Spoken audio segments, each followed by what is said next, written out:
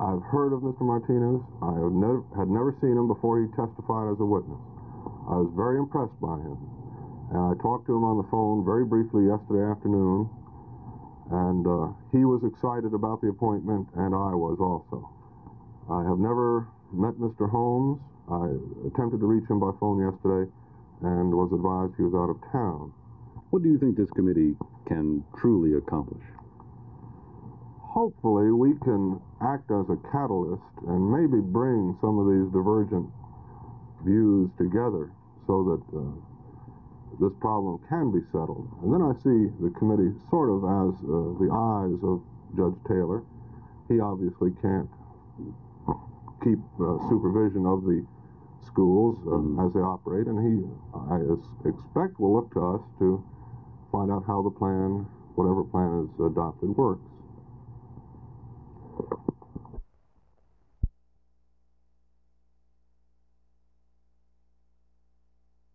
After extensive research and counseling, we have devised a plan of action that, if supported by the people of Fort Worth and the surrounding areas, will preserve our neighborhood school concept.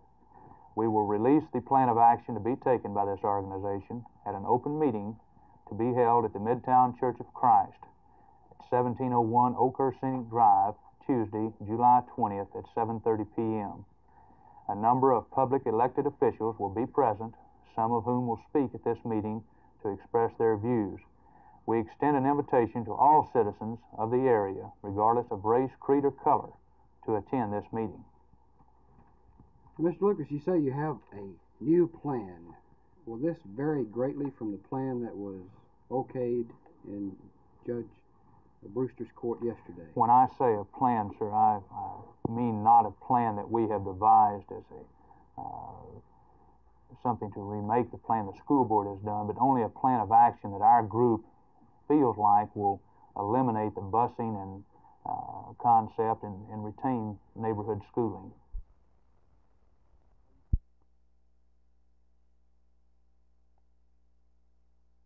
Nobody wants their children to be placed in a hostile environment every day and have to fight the Civil War every day.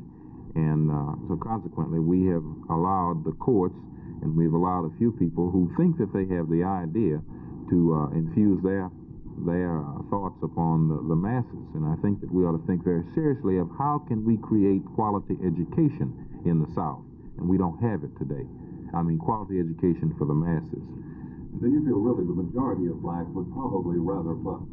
No, I feel that the majority of blacks would probably rather go to the closest school to them. Primarily, I would like to see the school system zoned, completely zoned, so that an individual could go to the school that is closest to him. Secondarily, I think that the principal and the permanent cadre at each school, the supervisory cadre at each school, should be of the ethnic group of the population of that school. Thirdly, I think that all of the rank-and-file teachers should be rotated on a 3-year basis. Every third year they would go to a new school.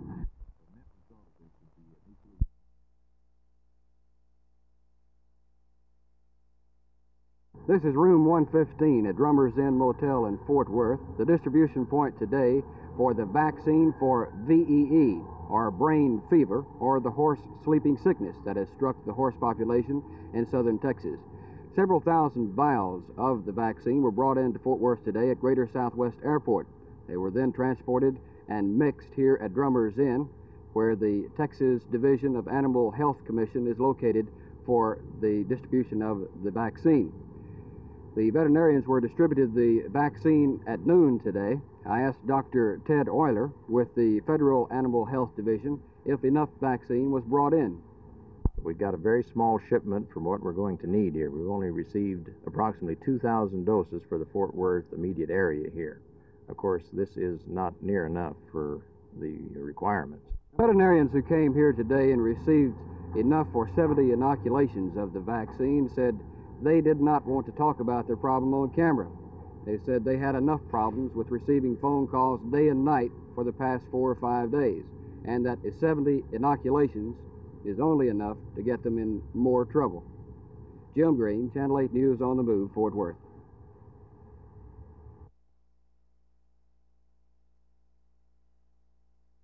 At this time, we're still waiting for the international body, which is called FIFA, to decide who has claim for Kirk Apostolidis' services.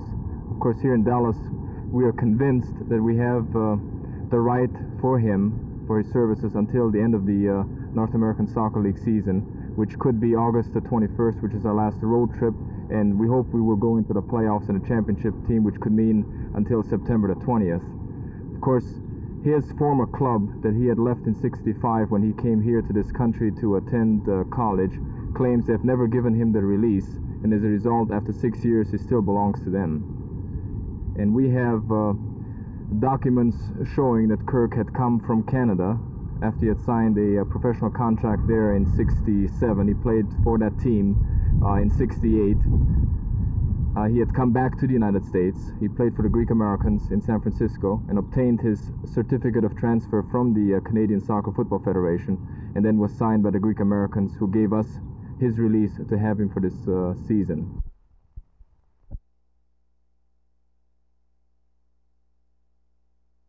Physically, I'm about 90% fit. You can train, but you only find out how fit you are when the game comes. But I am available to be selected if Ron thinks he can use me.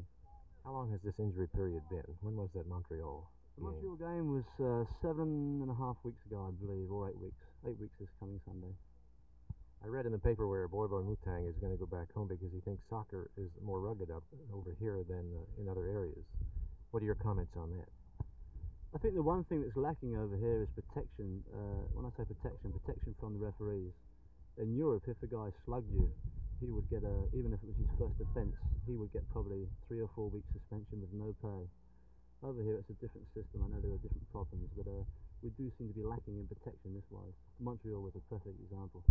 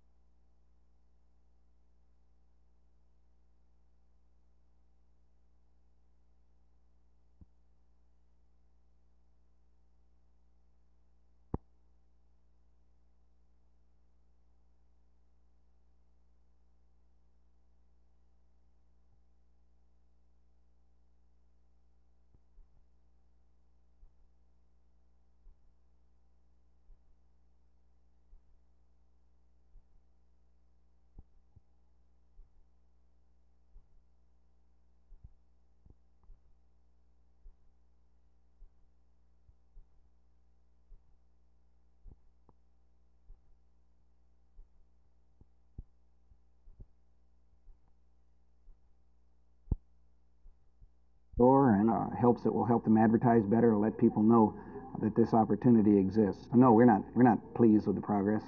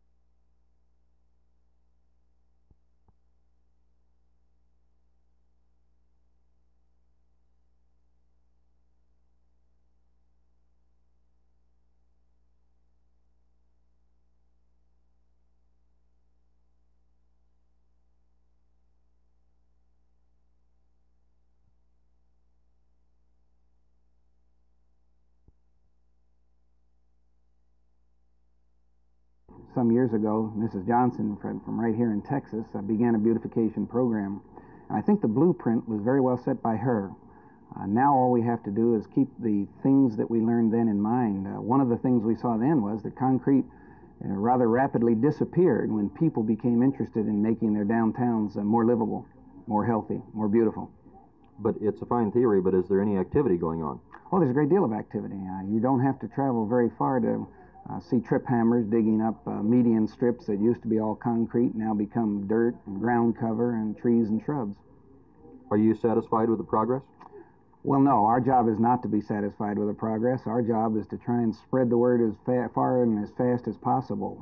We hope through one of the facets of the Green Survival Program that 1,000 retail nurseries across the country during the next growing period, this fall and next spring, will be using what we call Green Survival Kits to help spread the word.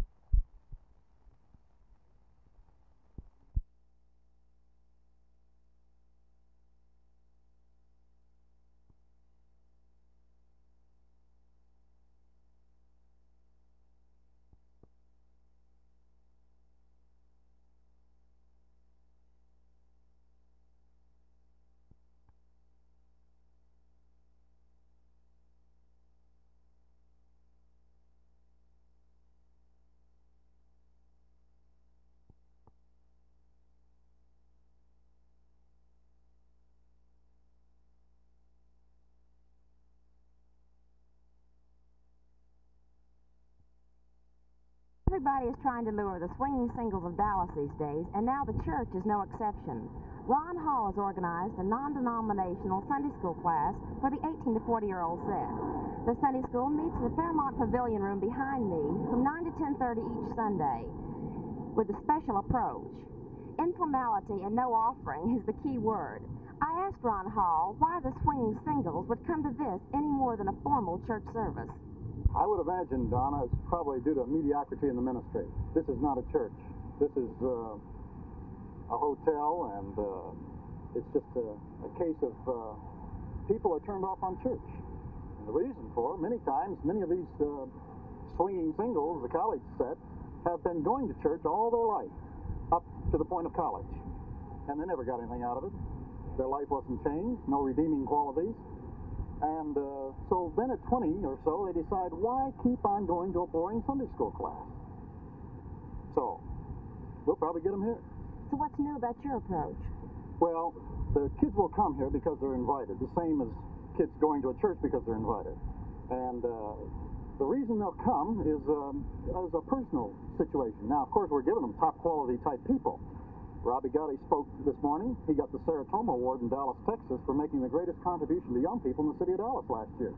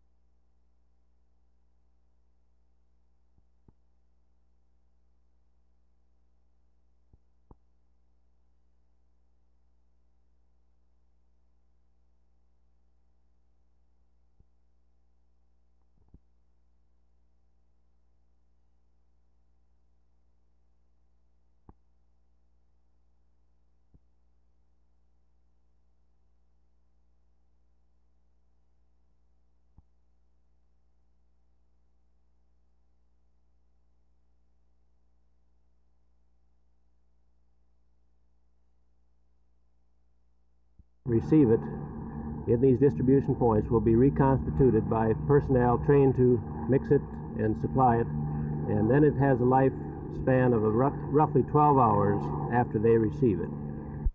At 4 o'clock this afternoon, private planes and 4 Texas Department of Public Safety aircraft began leaving Greater Southwest Airport with the vaccine.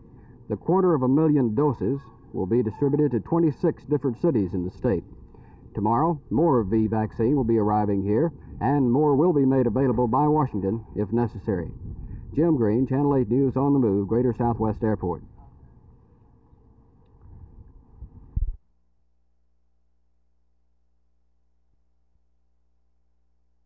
After a horse has been vaccinated, the protection will not begin for 7 to 10 days, and it will not become complete until about 14 days after the shot has been administered. So most of the people who have animals are taking other steps to try to protect them in the meantime. One simple precaution can be to put an ordinary insect repellent onto a cloth and wipe it onto the horse. This not only keeps away the mosquitoes that could be bearing the dread VEE, but also keeps away flies and other pesky insects. The purpose of putting it on a cloth and wiping it on the horse is if you're not sure whether the horse would be skittish for the use of an aerosol can. In addition to protecting the animal in person, you also need to pay attention to where the animals live. This is Dwayne Henley, who has horses at his home in Buckingham between Richardson and Garland. Mr. Henley, what kind of spray do you use? We use a malathion spray. It's a regular livestock spray that you mix with water. And about how often do you have to use it during this, right now that the scare is on? Now that the scare is on, we've been using it twice a day. Now, normally we only use it about once a day. And you cover pretty well all around the areas? Oh, yes. We fog the stalls and fog underneath in the standing areas where the horses stay. And we try to keep everything clean and all picked up. And go ahead and we'll see how it works.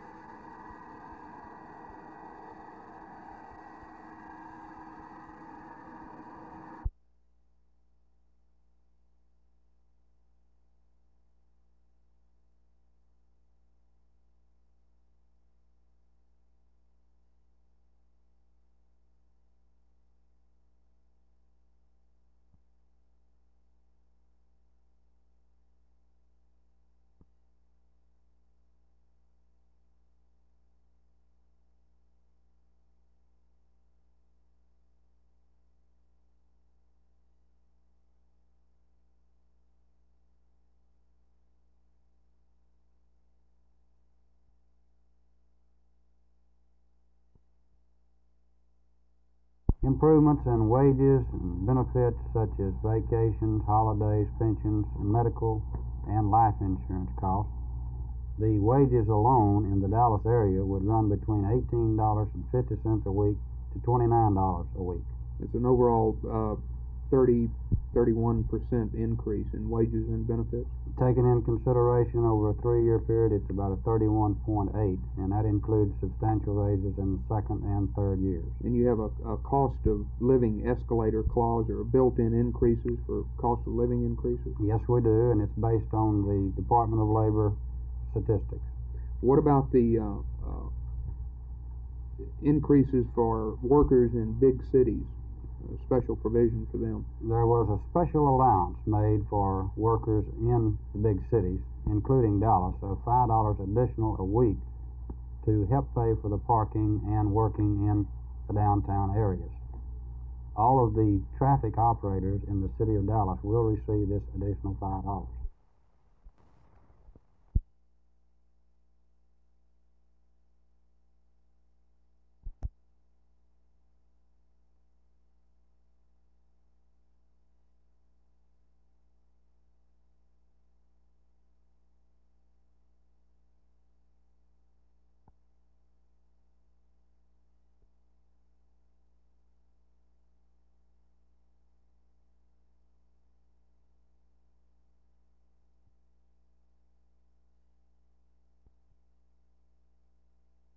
Well, I would like to take a letter of welcome from the city of Dallas to Japan with me, to have that in my possession should we reach an agreement with the Japanese and the Chinese.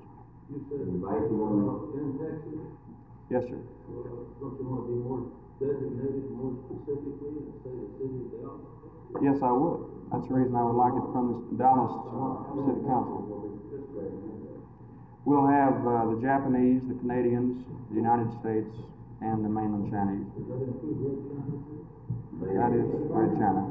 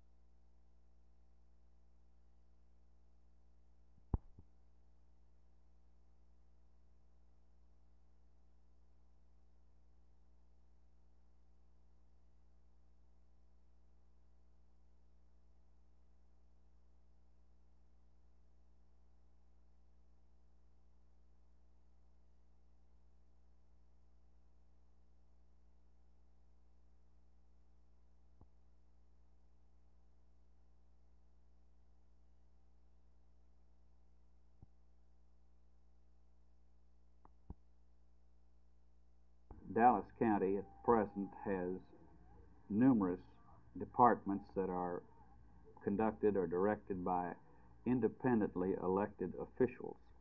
So the present legislation which is before us, which enables a county to adopt either by a commissioner's court action or by a popular election a civil service program for the employees, here in the county we'll have the problem of the various elected officials and their various offices, which would be different than most instances you find.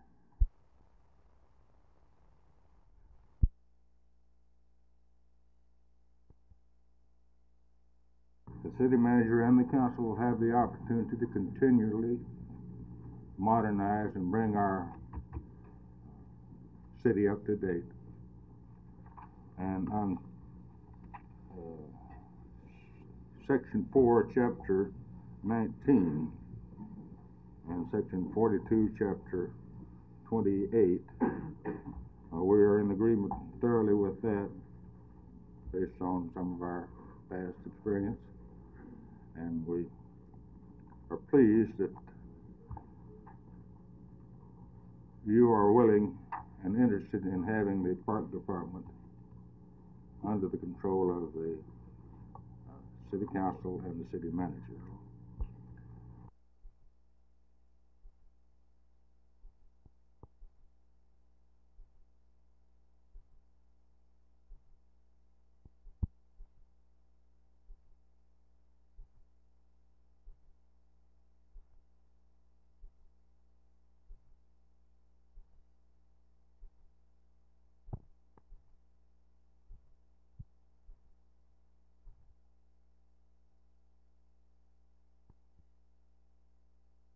My function is to assist the board to determine the needs of the people in Tarrant County, that is the mental and emotional needs of the people, and to assist them to provide the kind of care and treatment that would most adequately meet the people's needs.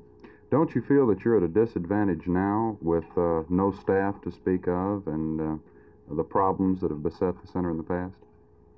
Well, as a matter of fact, the staff that we have, which is something like 54 people, has been doing a yeoman's job without a director.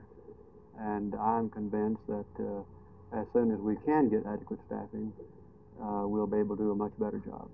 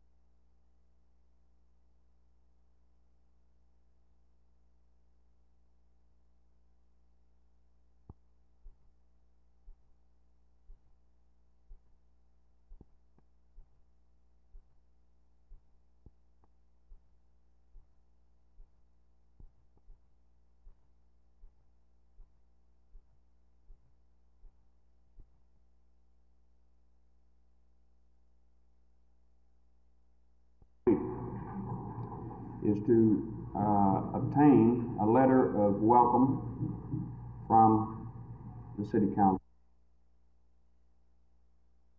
to Dallas or to the state of Texas. And Mr. Garlow with the Chamber of Commerce is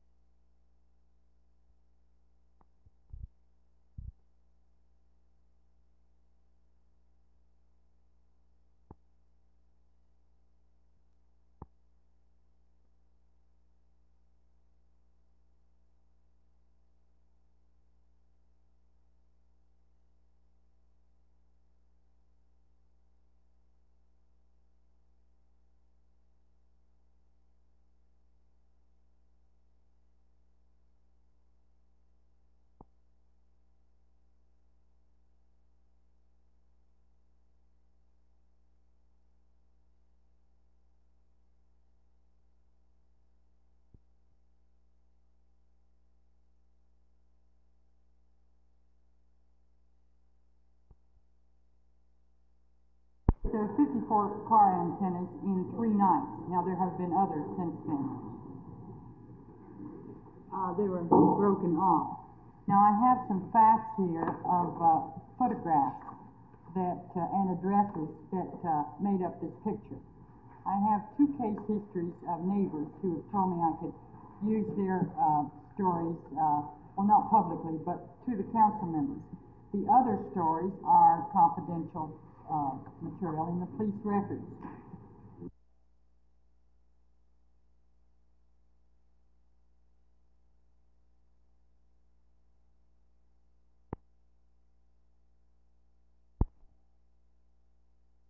Mr. Duncan will first be faced with having to review and recommend approval of a budget to this board for submission to the State Commission on Mental Health and Mental Retardation. This document has to be submitted by the 13th of August. His simultaneous efforts will be directed at hiring staff for the position of business administrator. Some program direction and medical direction is also necessary for the staff, and he will be working on this. Since you haven't had an executive director for about a year now, is he going to have to fill any leadership gaps?